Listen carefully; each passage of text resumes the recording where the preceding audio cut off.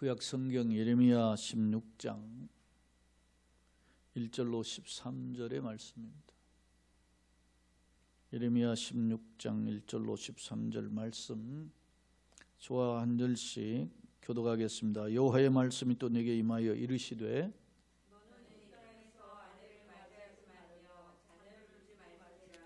이곳에서 낳은 자녀와 이 땅에서 그들을 해산한 어머니와 그들을 낳은 아버지에 대하여 여호와께서 이와 같이 말씀하시오니 그들은 독한 병으로 죽어도 아무도 슬퍼하지 않을 것이며 묻어주지 않아 시온의 분포와 같을 것이며 칼과 기근에 망하고 그 시체는 공중의 새와 땅의 짐승에 밟히리라.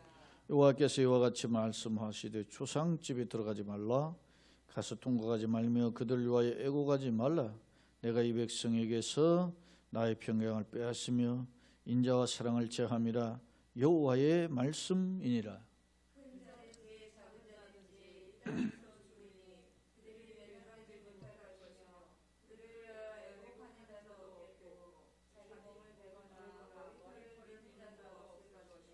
그 죽은 자로 말미암아 슬퍼하는 자와 떡을 떼며 위로하는 자가 없을 것이며 그들의 아버지나 어머니의 상사를 위하여 위로의 잔을 그들에게 마시게 할 자가 없으리라.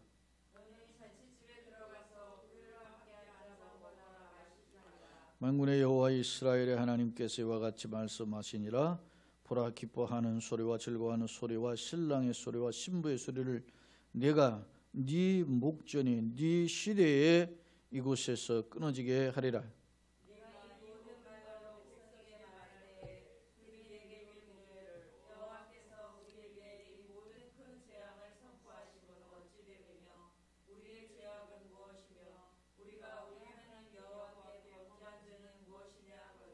너는 그들에게 대답하기를 여호와께서 말씀하시되 너희 조상들이 나를 버리고 다른 신들을 따라서 그들을 섬기며 그들에게 절하고 나를 버려 내 율법을 지키지 아니하였음이라.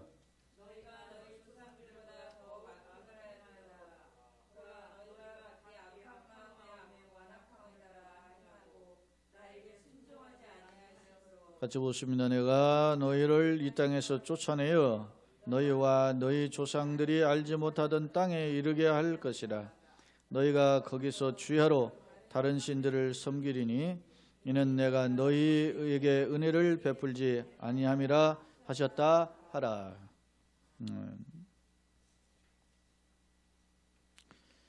오늘은 예레미야 강의 34번째 시간입니다.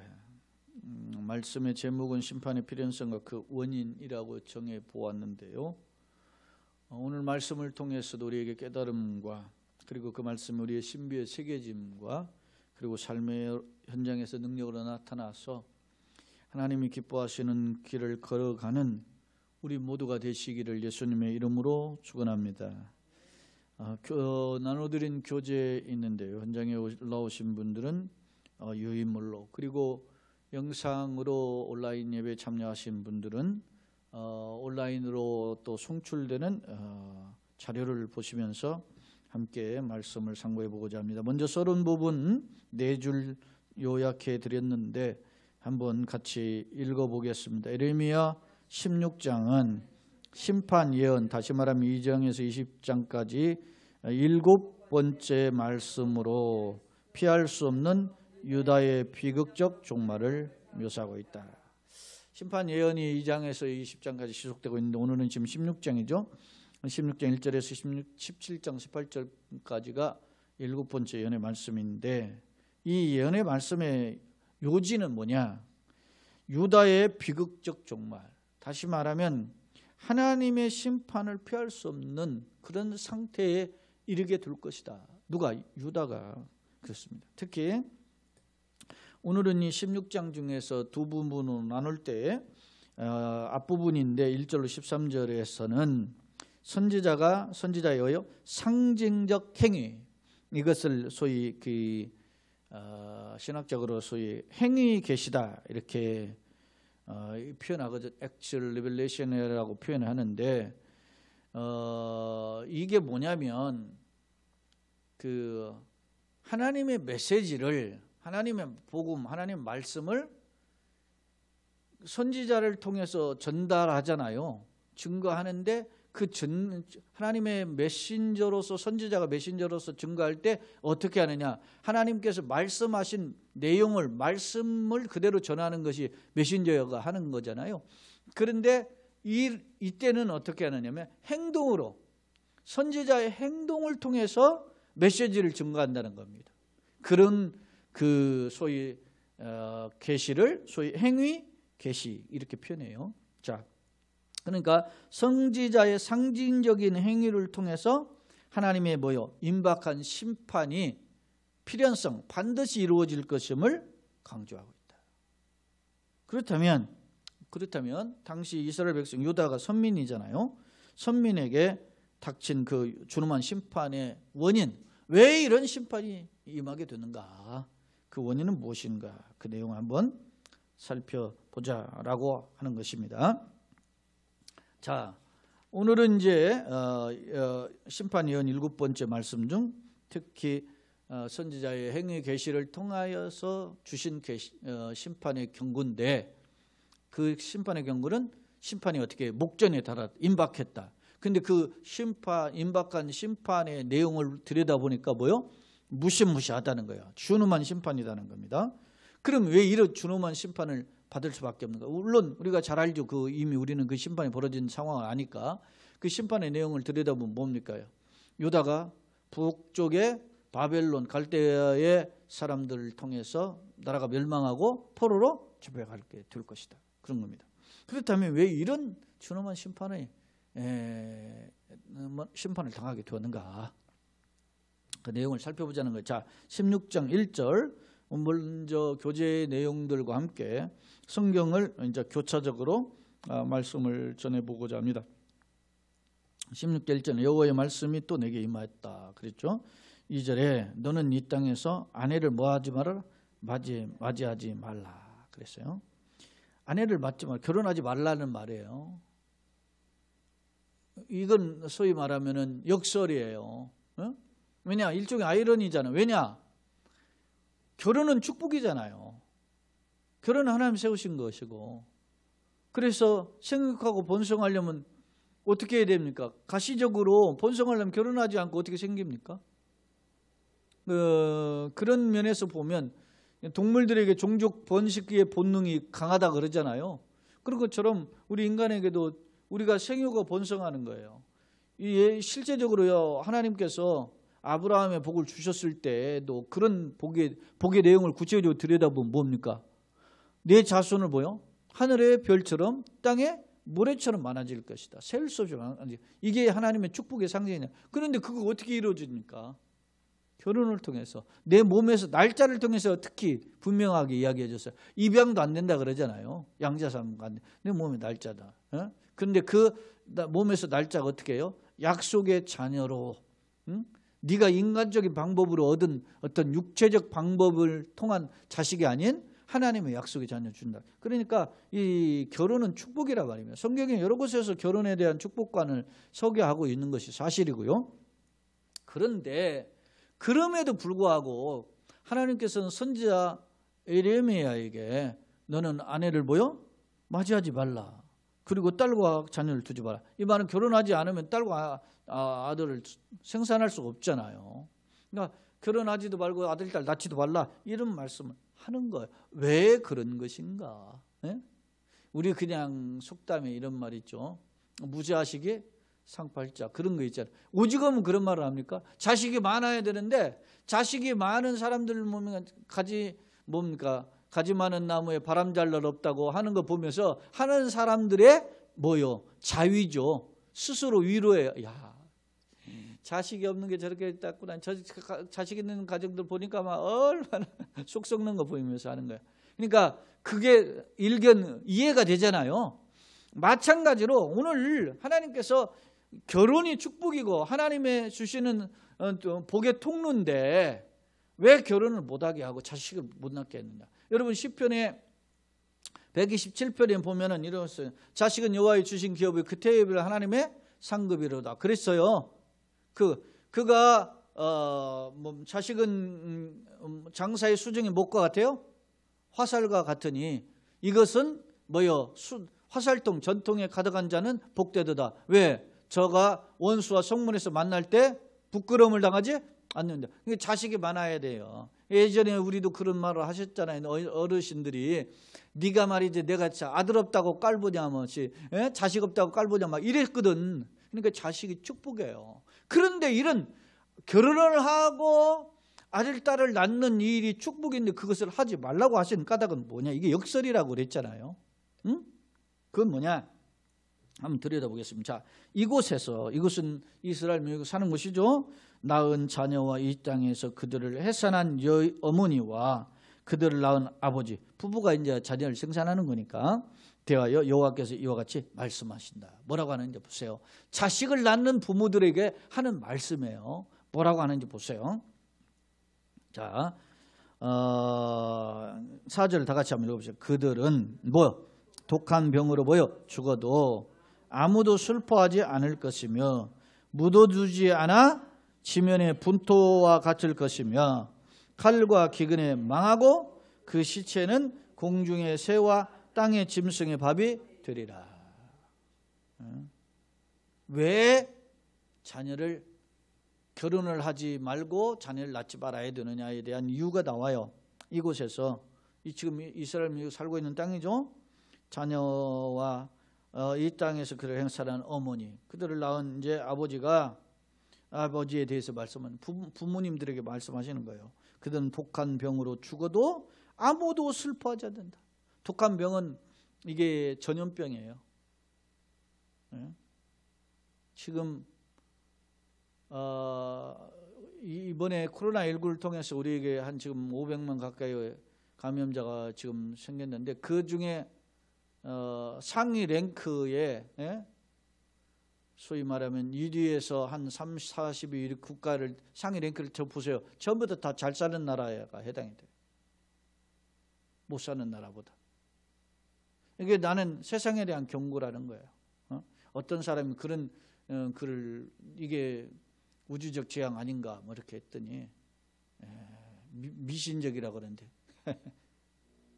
그래 니들은 과학 잘 믿고 살아라. 제 속으로. 이런 걸 가지고 하나님의 경고로 안 보면 뭘 가지고 그럼 하나님의 경고로 봅니까? 아니 이런 것에 하나님이 그럼 아무것도 관여 안 하시면은 열정시도 하고 있으시면 하나님 믿으나 마나지요. 역으로 나는 그렇다고 봐요. 소위 초현실주의자들, 이실론이라고도 하고 데이즘이라고도 하잖아요. 그 사람들은 어떻게 얘기해요? 하나님은 세상을 만드자. 하나님이 존재를 인정해요. 신의 존재를 인정해요. 그러나 그 신은 어떻게 해요? 세상을 만드시고 어떻게 해요? 현실과 초월해 계셔요. 그래서 니네들 알아서 마음대로 살아보라 그래요. 그런 하나님은 결코 아니에요. 생사화복의 주인이시면 안고 일어섬을 아신다 그랬어요. 참새 2마리가 한 아사르에 팔리는 것도 하나님이 허락하지만 안 되는 거예요. 다 주권 아래 있다라는 거예요. 그런데 450만 명이 500만 명이 감염이 되고 말이지 30만 명이 넘는 사람이 죽어나가는데 이 일에 하나님이 전혀 뭐 내몰라 하시겠어요? 뭔가 하나님 뜻이 있을 거 아닙니까? 그것을 적어도 불신자들은 몰라도 그것을 외면하고 애써 그것을 의식하지 않고 무시한다 하더라도 적어도 우리는 하나님을 믿는 우리는 이런 현상을 통해서 하나님의 메시지를 들어야 되는 거예요. 보아야 되고. 자, 그들은 독한 병으로 죽어도 아무도 슬퍼하지 않을 것이며 왜 슬퍼하지 않는지 주에 보면 알아요. 묻어두지 않아서 지면에 분토가 들고요. 시체를 묻어줄 수 있는 형편이 못 되는 거예요. 왜? 시체가 너무나 널려 있으니까. 노래도 있잖아요. 옛날 6.25 때 노래가 있어요. 전우의 시체를 넘고 넘어 그런 노래 있잖아요. 그죠? 앞으로. 아니 시체를 말이지 넘고 넘어 얼마나 전쟁에 그 수많은 죽음이 있어요. 그런 비극적인 참상이 벌어지는 거예요. 그런데 그 시체를 묻어주지 못하니까 그 시체가 이제 썩어가지고 분토같이 된다는 거잖아요. 그 다음에 두 번째, 칼은 전쟁이죠.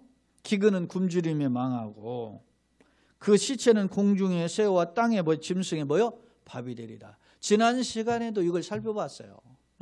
길가에 흩어진 그 시체들을 공중의 새가 먹고 공중의 새가 먹다 남은 그 시체를 들짐승들이 묻어 뜯는 그런 비극적인 상황이에요.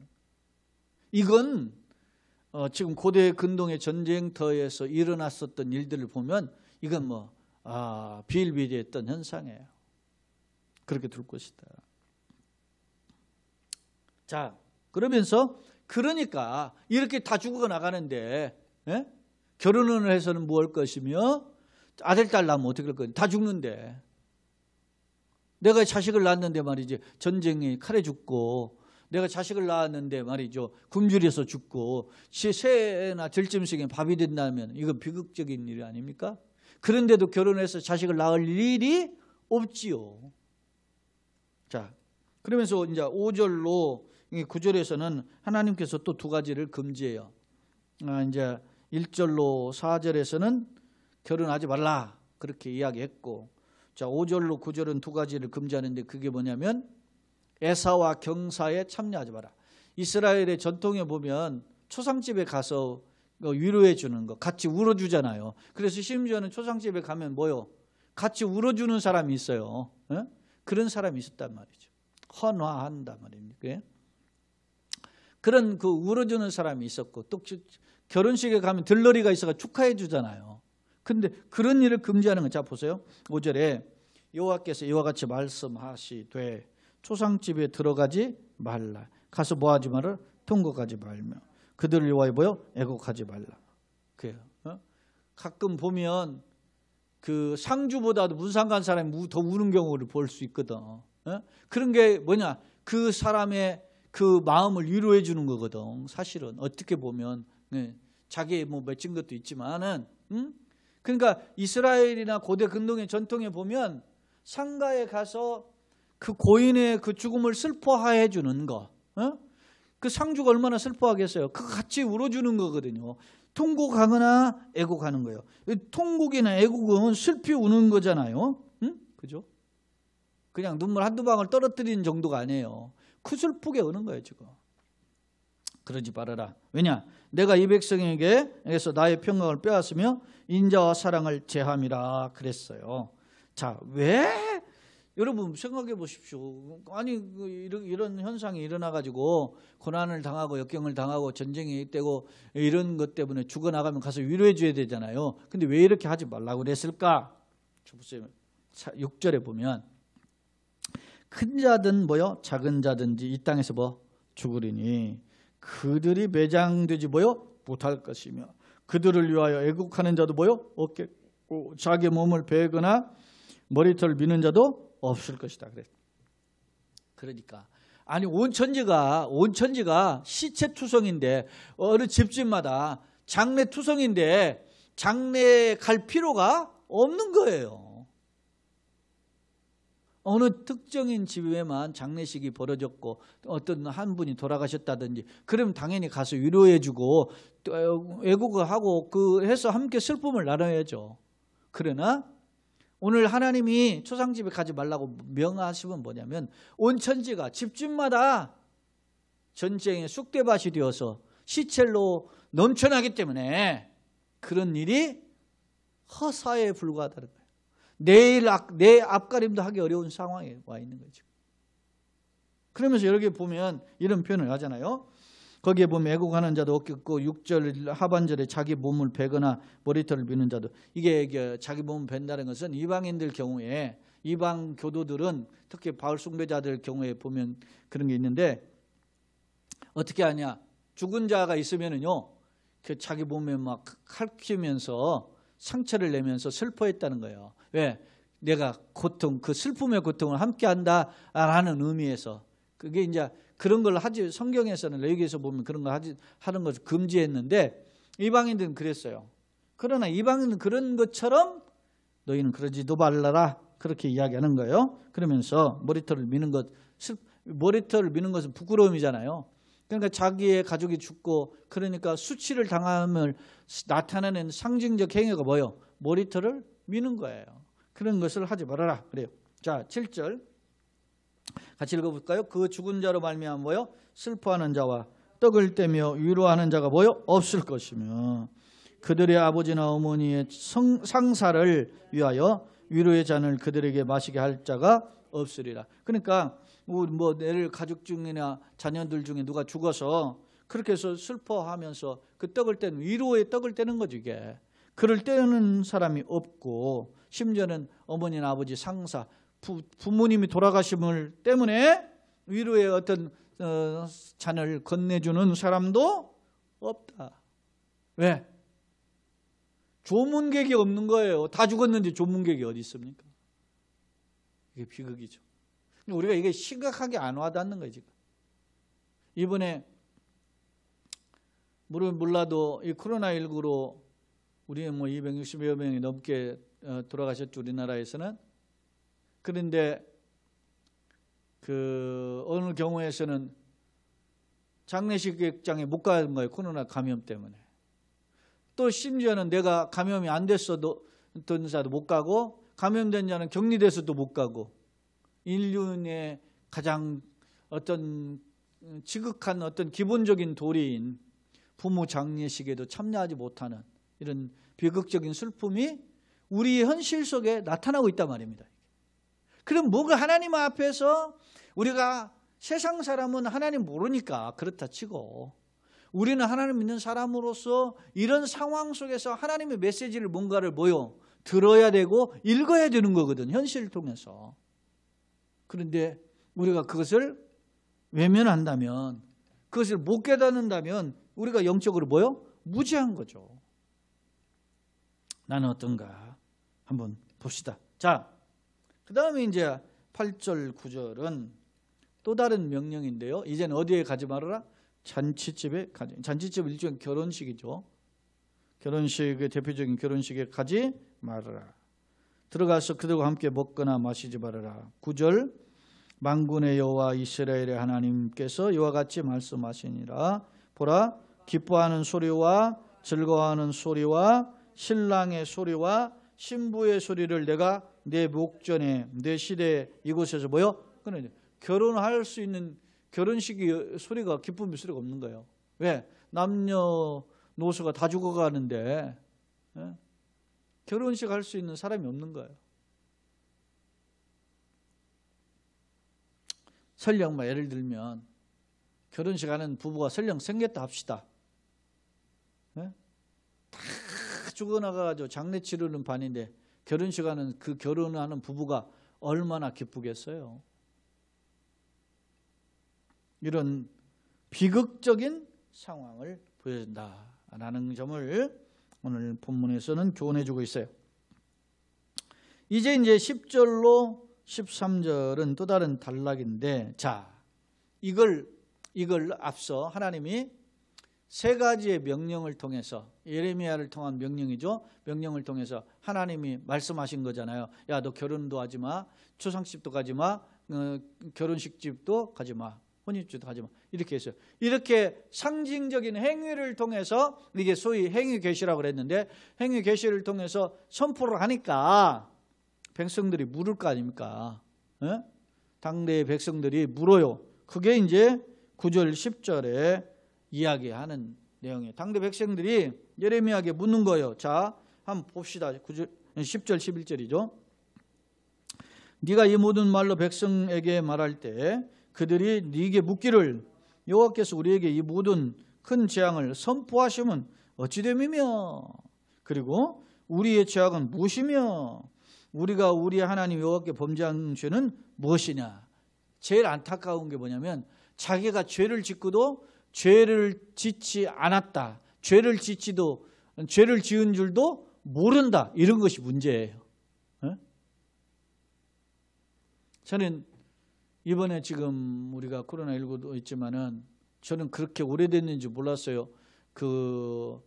소위 정신대에 다녀오신 그 위안부 할머니들이 수요 집회가 30년 됐다는 거 제가 지난 뭐 목회 칼럼에도 적었지만 그걸 자료를 찾아보면서 야 진짜 30년 됐구나. 왜냐하면 1990년 11월 달부터 시작을 했더라고. 그게 했다가 그 정대예보하고 새로 출범한 뭐 정의 연대하고 이렇게 합쳐가지고 그래서 정의 기억 연대 이게 이제 출범이 됐는데 그게 출범된 지는 만 28년 됐더라고요. 28년 넘었어요. 근데 매주 수요일마다 우리 할머니들이 모여가지고 억울한 것을 표현한 거 아닙니까? 왜 수요일마다 집회를 했겠어요? 자기 꽃다운 나이에 국가에 힘이 없어가지고 일본에 끌려가서 일본군의 놀이개가 된 거 아니에요? 숙놀이개가 된 거야. 그 얼마나 비극적인 겁니다. 평생이 남는 거죠. 그게 씻을 수 없는 상처가 그들 할머니들 가슴에 남은 거죠. 근데 그들을 위로하는 그리고 그들과 함께 국민이 동참한다는 의미에서 그 뭐 어린 아이들이나 젊은 학생들이나든지 아니면 이런 의식 있는 사람들이 그 수요일에 모여가지고 같이 집회를 한 거요. 뭐라고 했겠어요? 일본은 사과라, 사죄하고 그 위안부에 대해서 너희들이 말이지 책임과 보상을 져라. 뭐 이런 집회를 한 거예요. 그 일에 앞장서서 수십 년 같이 일을 했던 사람의 대표가 한 사람이 최근 지금 시끌벅적하잖아요. 윤미향 뭐 당선자 아닙니까? 근데 그분이 여러 가지로 해명을 했지만 해명하는 내용이 들어보면 그 세상 말로 사람들 말로 양파껍질이라는 거예요. 까도는 또 나오고 또 나오고. 저는 제일 볼만한 욕스러운 게 뭐냐면 아직 확실하게 밝혀지지 않았지만은 그 할머니들이 어떤 할머니들이에요? 저 일본 땅에 가가지고 그 일본군들한테 갖은 수모를 당하고 청춘을 날려버린 분들 아닙니까? 그런 할머니들에게 후원된 그 모금들을 만일 그들이 착복을 했거나 아니면 다른 것으로 전용을 해버렸거나 그렇게 했다면 그건 큰 진노할 만한 일이에요. 국민적 진노, 국민적 분노를 살 만한 일이라 말입니다. 이게 초심을 잃은 거겠죠. 만약 그렇다면 생각해 보세요. 오늘 말씀이 확대됐지만 내가 뭘 잘못했는지를 몰라. 그게 큰 문제잖아요. 계속 변명만 할 것이에요. 잘못했다, 내가 잘못했다. 아니 이스라엘 민족에게 우주 가면 하나님이 말씀을 전하다가 그 말씀이 통하지 않으니까 예레미야 너 결혼하지 말아라. 왜? 결혼해봤자 네가 낳는 그 아들 딸들도 행복할 수 없는 상황이 온다는 거 아니에요. 그런 하나님의 메시지를 줬을 때 이스라엘 백성이 정신이 번쩍 들었어야 되는데 이스라엘 백성들의 모습이 뭐였습니까?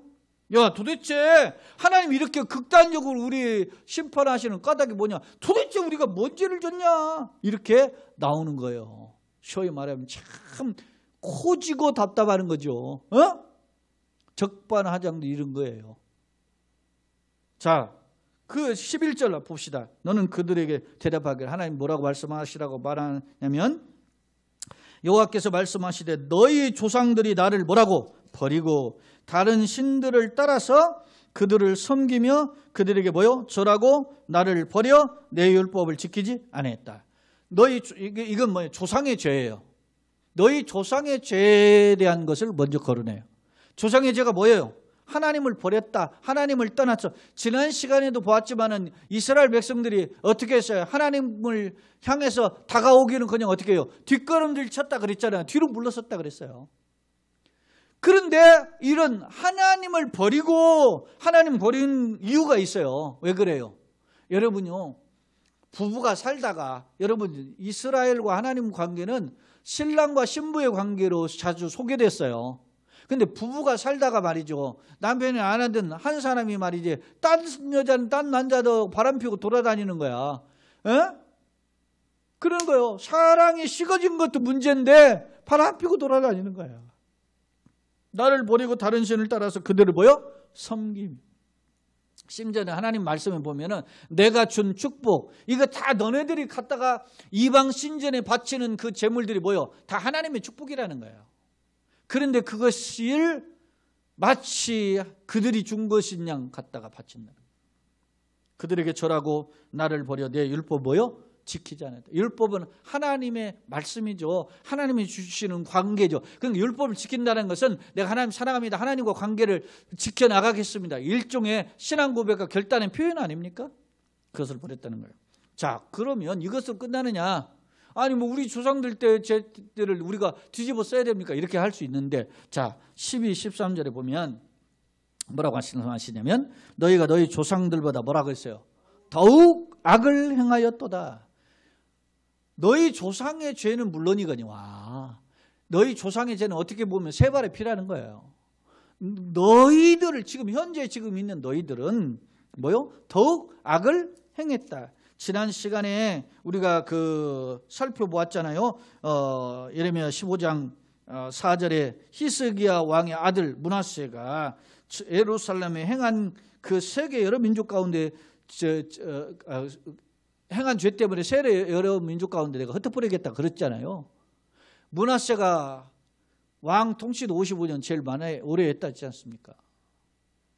그게 대표적인 것으로 묘사되어 있지만 온 나라가 그렇게 했어요. 학자의 견해에 따르면 제가 뭐 교재는 적어놓지는 않았는데 지금 예레미야가 이 말씀을 선포할 시기가 아마 여호야김 때라고 그래요. 여호야김은 누구냐면 요시아의 아들이에요. 요시아의 아들. 물론 요시아가 죽고 그의 아들 여호아하스가 왕이 되었다가 석 달 만에 물러나고 그의 형인 여호야김이 왕이 되었을 때요. 여호야김이 한 11년 왕이 되었다가 이제 또 물러나고 그의 아들이 이제 여호야킨이 한 또 석 달 하다가 또 물러나고 마지막으로 이제 여호시아의 또 이제 막내 아들인 시드기야가 11년 통치하다가 완전 망하는데 이때라는 거예요. 그러니까 하나님을 떠나서 참 요시아는 훌륭한 왕인데 그 밑에 아들 손자는 진짜 아들 손자 4명이 왕위를 이어가지고 22년을 통치했는데 완전 나라를 말아먹어요. 그러니까 참 한대 신앙을 물려주는 게 얼마나 어렵다. 제가 지난번에도 므낫세 이야기를 할 때 그런 이야기를 했는데 오늘 본문은 바로 그런 걸 보여줘요. 자, 너희가 너희 조상들보다 더욱 악을 행하였도다. 그러면서 보라, 주목하라는 거죠. 너희가 각기 악한 마음의 완악함을 따라서 죄악을 쫓은 거죠. 행하고 나에게 뭐요? 순종하지 아니하였으므로 내가 너희를 이 땅에서 뭐요? 쫓아내요. 너희와 너희 조상들이 알지 못하던 땅에 이르게 할 것이라. 그 땅이 어디입니까? 바벨론 땅 아닙니까? 북녘의 바벨론. 근데 이게요, 참 접목할 점이 이렇게 이 바벨론에 끌려가는 게 한 번에 끌려가질 않아요. 607년에 바벨론 처음에 들어와서 한번 끌어가고 1차 포로죠. 그 다음에 597년에 한 10년 뒤에 또 와서 끌어가고 그리고 마지막 이제 586년에 끌어가요. 학자들 어떤 분은 또 그러지 586년 외기도 쉽다. 다 팔려갔다 해서 586 그렇게 표현하던데 예? 다 끌려가요. 소위 내노라 하는 사람 다 끌려갔어요. 물론 그중에는 처음에 607년경에 끌려갈 때 있었던 젊은 소년이 있어요. 소년들. 그 소년들 중에 누가 있어요? 다니엘과 그 세 친구가 있었죠. 그들이 끌려갔을 때 그래도 믿음을 지키고 있자. 예? 그 이방 땅에 가도 하여튼 그런 무리도 있어요. 사랑하는 여러분, 이게 하나의 여담이기도 한데 어떤 행간의 여백을 통해서 우리가 찾는 하나의 깨달음인데 하나님 앞에서 살고자 하는 사람은 어디를 갖다 끌어다 놔도 하나님 앞에 바로 서면 하나님이 살려주시는 줄로 믿습니다. 코로나19에 할아버지가 찾아와도 우리가 하나님 앞에서 중심을 가지고 우리의 자신을 돌아보면서 하나님 앞에 엎드리고 다시 한번 삶을 결단하면 하나님께서 길을 여시는 줄로 믿습니다. 이 말씀은 결국 이스라엘 백성들을 향한 끊임없는 경고의 마지막 경고지요, 이게. 자, 오늘 제가 이제 교재에 들어가기 전에 교재에 사실은 있는데 제가 유인물로는 드렸지만 우리 영상 준비팀에게는 그 내용을 안 적어놨는데 교재에 보면 행위 계시가 있어요. 예를 들면 이사야 선지자도 이사야가 뭐 이사야잖아요. 이사는 구원이시다. 야는 여호와. 여호와만이 구원이시다. 왜? 다른 이방신들 너무너무 섬기니까 그게 구원할 줄 아는데 하나님만이 구원이시다고 이사야를 통해서 주신 메시지가 이사야예요. 그래서 1장에서 66장을 소위 말하면 탕자로 다리면 한 단어가 뭐예요? 이사야. 근데 두 단어로 나누면 나눌 수 있다고 학자들이 이야기해요. 그게 뭐냐면 이사야의 두 아들이에요. 하나가 마헬살랄 하스바스고 또 하나가 스알 야수비예요. 마헬살랄 하스바스가 뭐예요? 이사야가 아들을 낳았는데 뭐요? 아들 이름을 뭐라고 저라 그래요? 마헬살랄 하스바스. 이 아이가 아빠 엄마라 부르기 전에 어떻게 해요? 아수르의 뭐라? 노략물이 될 것이다. 그런 거예요. 비참한 심판이 올 것임을 이사야를 통해 경고한 거거든. 그런 게 있고, 여러분요 지금 예레미야에게는 결혼하지 말라고 그랬는데 에스겔에서 보면은 에스겔 선지자에게는 에스겔 24장에 보면 에스겔 선지자의 아내가 뭐요? 죽어요. 죽음을 통해서 그 비극 얼마나 슬프겠습니까? 선지자가 하나님 뜻대로 사는 아내까지 데려가는 비극적인 상황이 오니까. 이 말은 뭐예요? 에스겔의 죽음은 결국 에스겔의 비통한 심정은 누구를 상징해줘요? 하나님의 찢어지는 가슴을 상징해 주는 거예요. 또 하나 교재에 제가 적어놓은 거 하나는 호세아의 이야기예요. 호세아를 보고 하나님 말씀하시죠. 너는 가서 뭐요? 음탕한 고매를 어떻게 해요? 속전을 지불하고 사오라 그러잖아요. 그 말은 무슨 말이에요? 아님 내가 하나님 말이지 내가 말이지 선지자가 왜 창녀로 살아야 됩니까? 이런 표현보다는 그만큼 네가 그 창녀를 돈을 지불하고 사랑하듯 내가 이 백성을 값을 지불하는 만큼 내가 사랑한다. 할렐루야. 그게 하나님의 뭐요? 선지자의 행위, 소위 선지자의 액션을 통해서 하나님의 메시지를 전해주고 있는 거예요. 자, 이제 교재로 와서 하나님 경고를 통한 몇 가지 교훈인데 행위 계시를 통한 교훈이다. 예레미야에게 결혼을 금지하는 명령을 하심을 통해서 장차 유다에게 임할 심판이 얼마나 뭐요? 준엄하고 비극적인 일을 상징적으로 교훈하셔. 그러니까 준엄한 심판이 오니까 결혼 안 하는 게 낫다. 예수님도 그러잖아요. 심판 날에는 뭐하라? 산에 있는 자는 내려가지 말고 지붕에 있는 내려가지 말라 그러잖아요. 그런 거예요. 그런 비극적인 게 온다는 거예요. 이런 상황이 올 것이다. 두 번째, 심판의 필연성. 이게 심판이 선택권이 있는 게 아니고 피할 수가 없다는 거예요. 이제는. 네. 악이 극에 달아가지고 하나님의 심판은 이제 피할 수가 없는 상황이 왔다. 그런 겁니다. 초상집과 혼인집 방문 금지는 하나님의 심판이 뭐예요? 목전에 이르렀어요. 이제는 결국 피할 수가 없다라는 점을 상징해 줘요.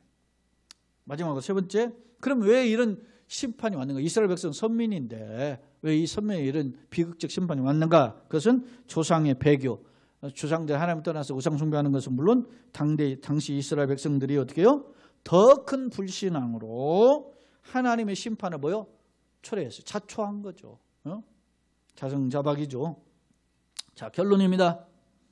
하나님은 예레미야에게 결혼하지 말 것은 물론 애사든 슬픈 일이든 경사든 좋은 일이든 참석하지 말라고 말씀하신다. 성경을 살펴보면 결혼을 통해 가정을 이룸과 자손이 번성함은 하나님 복을 상징하고 있다. 아까도 제가 말씀해서 시편 127편 3절에 자식은 여호와의 주신 복이요 태일만 하나님 상급이라 했잖아요.